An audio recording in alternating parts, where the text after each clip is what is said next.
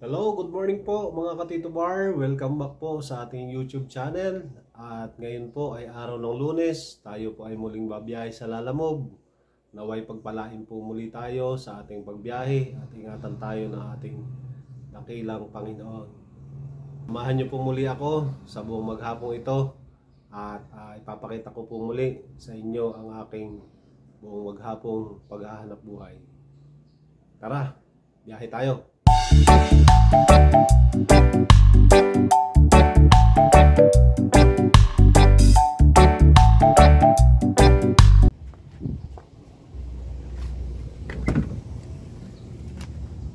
At bago po tayo bumiyahe, akin po munang chinik yung kondisyon ng ating makina.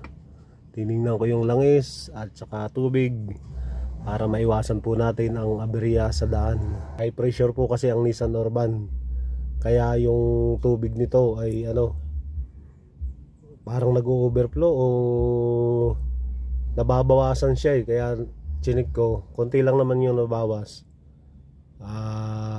Since nawala tayong coolant, tubig lang po muna yung ating nilagay. At ito po ay talagang linisin na rin yung radiator, kaya nag high temperature na naman siya. I-change oil na rin, kaya sa coding natin ipapa-change oil natin to. Sayang po, ipapakita ko sana sa inyo actual yung apps ng Lalamove para makita nyo kung paano ako mag-pick up. Kaso nasira po yung isa kong cellphone, so papaayos ko pa po. I-screenshot ko na lang uli yung mga makukuha kong booking para magka-idea po kayo kung paano tayo pumick up. At ngayon po ay naghihintay na ng booking si Tito Bar. So ngayon po ay alas 10 na ng umaga at yan po, waiting na tayo ng pag-pick up. Ayan, nakakuha na po tayo ng booking at tayo nag-start sa umagang ito ay alas 10:18. So malapit lang po yung pick up natin at 11 minutes nandun na tayo. 2 kilometro lang ang layo. So kunin na natin po yung unang booking natin sa umagang ito at ang kinuha ko ay yung wallet ng bayad dahil maliit na lang yung ating top up sa Lalamove. Wala din akong laman ng Gcash kaya yun ang inabangan ko. So po, puntahan na natin. At yan po, na-pick up na natin ang ating course booking. Blessing dahil kailangan ng helper, ibig sabihin may additional na 200 yon. Tapos napakagagaan lang nung box na yan. Ito, laki pa ng space, kaya abang ulit tayo ng isa. At yan po, may nakuha na tayong kasabay. Kabisado ko na uli yung kupipikapin dito, kaya sinabay ko na. Blessing na naman. Thank you Lord. Pikapin na po natin. Okay na yung aking pangalawang booking. Ito, suki ko na to kaya alam na alam ko na yung pipikapin. So yun lang po ang dinagdag, kasyang kasya Ang maganda nito, itong mga box, napakagagaan lang din. Tapos malapit din lang yung pagbababaan. Pagka naibaba ko na po itong mga box, kukuha na naman ako ng kasabay nitong mahaba na to, kasi yan lang yung sakay ko talaga. So another blessing po ito, dahil alam na natin na kaya nating sabayan kahit yung 1000 kg ang kunin natin. Kahit mapuno pa itong van, pwede itong isingit yung mahabang to. So yun lang po, at i-deliver na po natin para makakuha ulit tayo ng booking.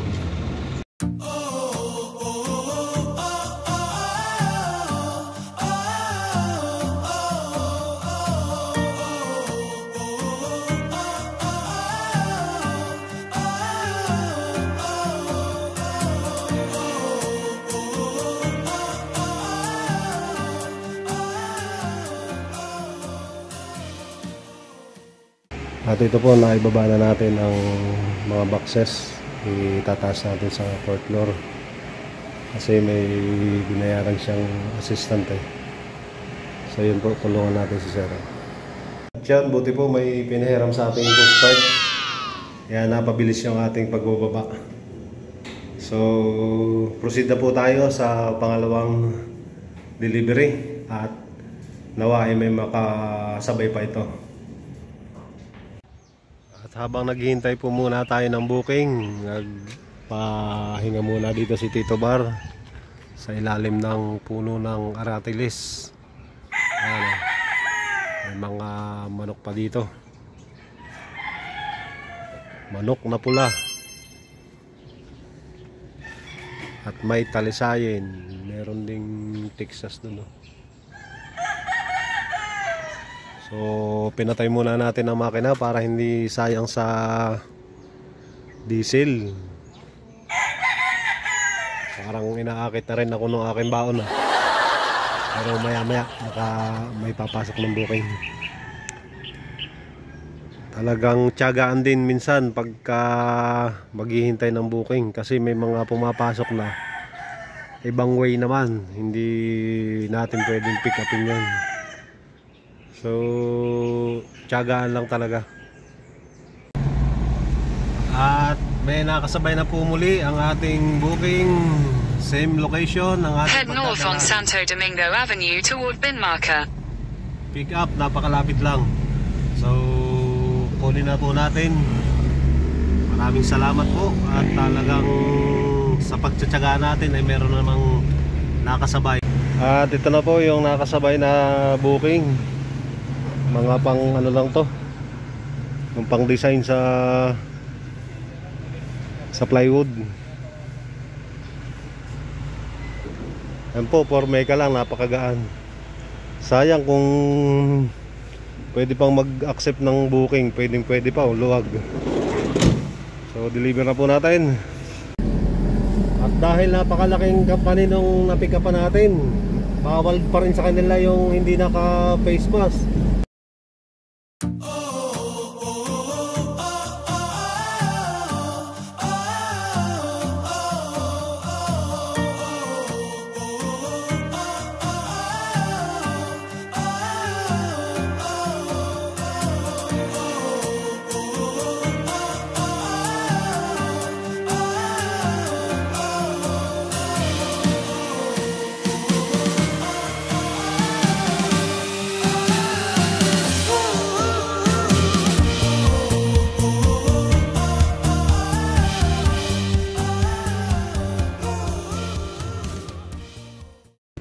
At ito po, ibababa na natin tong isang mahaba na to.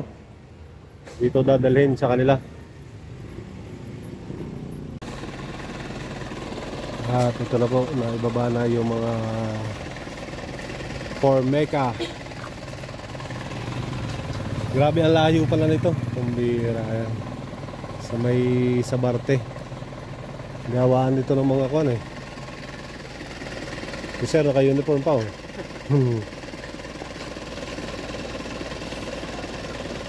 Parang ito ang welder dito. Tama ba sir? O talagang kailangan mong may suot na ganyan? Welding eh. O welding ano? Ayan, tama. Thank you sir. 520. Thank you. Thank you. 524. Naisabay lang yun eh, kaya kinuha ko na. Pero ang maganda nito, may booking na uli ako. Pabalik ng Manila. Malalay na naman to eh. Oh, ito po, nakuha ko na yung isang booking. Ha? Aquarium.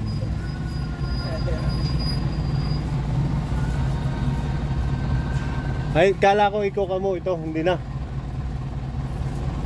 Hindi na yan babagsak. Akala ko itong Yan na lang. oh, dito. Hindi, okay na din yan. Tapos dito ganonon mo. Ganyan na lang. Yun. Wow! Music to my ear. Bomba! Bomba! Grabe!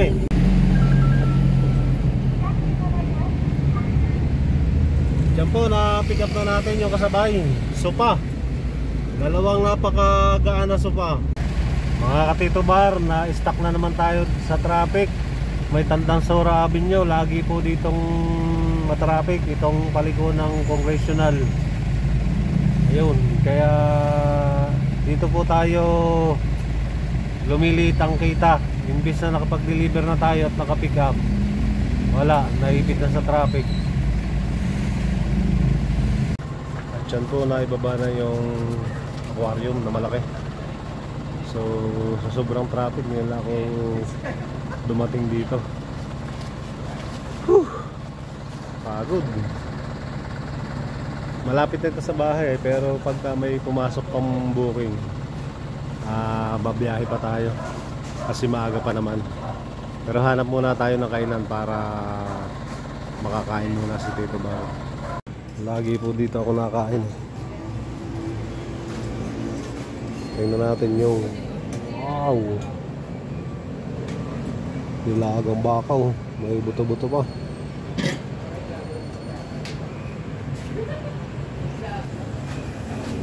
Kakain muna tayo at magutom na.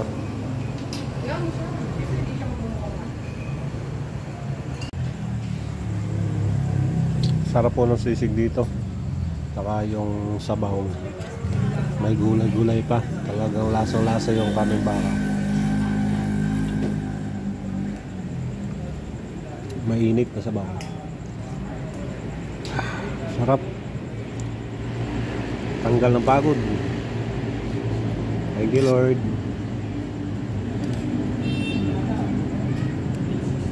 Sisig.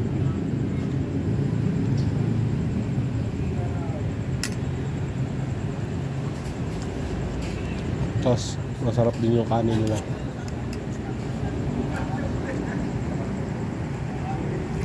Nakakuha ulit tayo dito sa kanginang umaga.